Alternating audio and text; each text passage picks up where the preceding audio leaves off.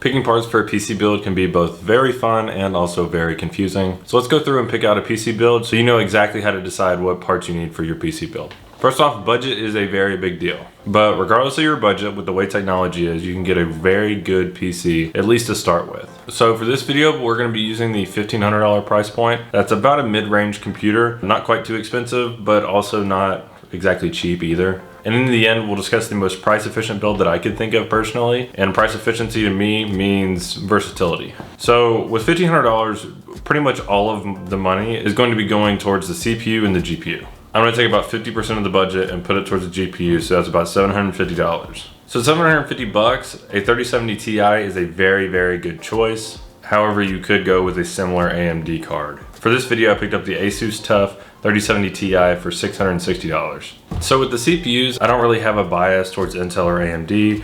I just want what's best, and right now they're both very, very good. So essentially the goal here is to get the highest thread count and highest core count that you can for your budget. Assuming the clock speed is decent, so I would say at least 4 gigahertz, but probably more towards the 4.5 or upwards. So here we went with the Intel 12700K, which for once, Intel is actually the cheaper option. I was very, very surprised here. So it's a 12-core CPU and it is a great bang for your buck. And having a 12-core CPU at a computer that's relatively inexpensive is very, very impressive. As far as motherboards go, PC Part Picker is absolutely your best friend because it pulls up all the potential compatibility issues that you might have with your motherboard, your CPU, etc. So we're going with the Z690 chipset here. And I'll be honest, I only really look at Asus motherboards. I have had incredible experiences with Asus, and I don't really care to stray from that. So for this video, we picked up the Asus Z690 TUF version. It does have Wi-Fi and Bluetooth, and we picked it up for $234.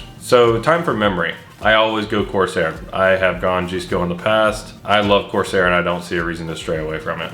So since we're trying to save money, I'm not gonna get the RGB version, which allows us to spend about $100 on 32 gigabytes of memory, running at 3600 megahertz, which is a Corsair Vengeance RAM. So for storage, I'm not really gonna go crazy in this. You can always add on more, but I'm gonna try and stray the focus away from the storage itself. Here we just picked up a Crucial NVMe. They're fantastic. Picked up a 500 gigabyte in this case for $39, which is a great deal. So believe it or not, although they're not pretty, power supplies is something you definitely do not want to cheap out on. Reason being, if you pay your own power bill, you know why you don't want to cheap out on power supplies. If the power supply goes bad, it could blow up your entire build. Maybe literally, maybe not literally. So I typically like to stick with EVGA or Corsair. Currently I actually have a Cooler Master, and so far I've had no issues. But anyways, in this case we're gonna stick to Corsair or EVGA. So what I like to do is PC Part Picker gives you an estimate of how much power your components are going to use. So I take that number and then I add about 200 watts. You don't have to, but this is what I do to give myself a little bit of headroom to upgrade in the future if I decide to do so. So in this case, we got the EVGA 850BQ. It's a bronze rated power supply, which is the bare minimum that I would recommend getting. It is a semi-modular power supply, which means that some of the cables can be detached and some of them cannot.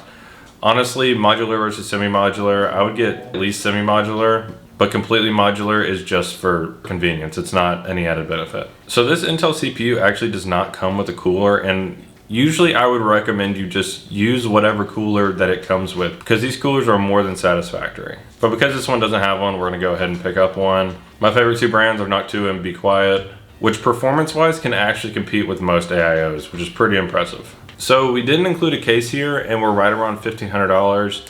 If I had to cut anything off, I probably would have cut down the CPU a little bit. Potentially you'd be able to get a CPU with around 8 cores and comes with a cooler. So then you'd save that money and be able to put it into a case or something else. Now we talked about the most efficient build, but when I think about efficiency, I want the most flexible computer.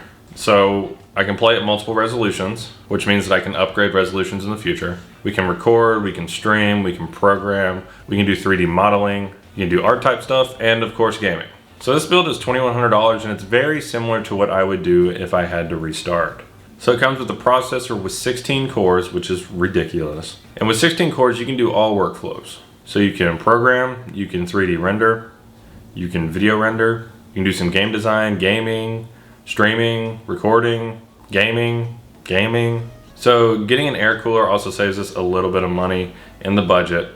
So we went with an air cooler, and this air cooler is also just about as good as an AIO. So in this build, we included a very basic motherboard. Reason being is I don't plan on overclocking. I think overclocking has a huge risk to it, even if you're very good at it, with a smaller reward for my personal use cases, where overclocking doesn't really benefit me a whole bunch. And lastly, we included a 3090. So at $1,000, I think these are a great deal. I don't care what NVIDIA just put out with the 4090 and the 4080 and whatever. The 3090 is an incredible deal at $1,000. They can play 1080p at a million frames. You can play 1440p at a million frames. You can play 4K. You can play 8K, I'm pretty sure too. They can handle all these resolutions, and they can also record or stream at the same time, which is fantastic. I hope this video helped you pick out your first parts for your PC. Let me know what you ended up going with down in the comment section down below. I'll catch you in the next one.